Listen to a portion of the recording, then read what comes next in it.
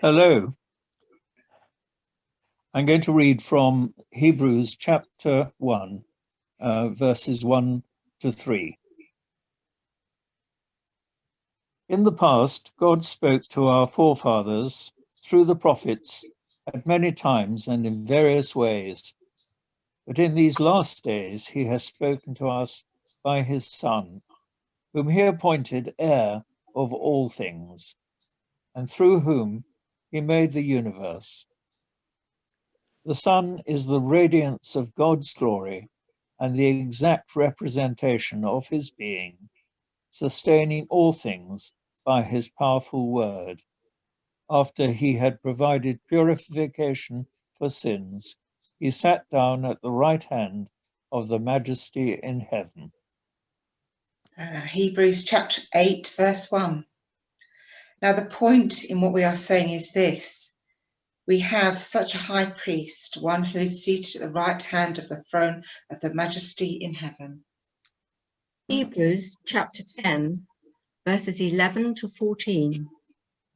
And every priest stands daily at his service, offering repeatedly the same sacrifices, which can never take away sins. But when Christ had offered for all time a single sacrifice for sins, he sat down at the right hand of God, waiting from that time until his enemies should be made a footstool for his feet. For by a single offering, he has perfected for all time those who are being sanctified.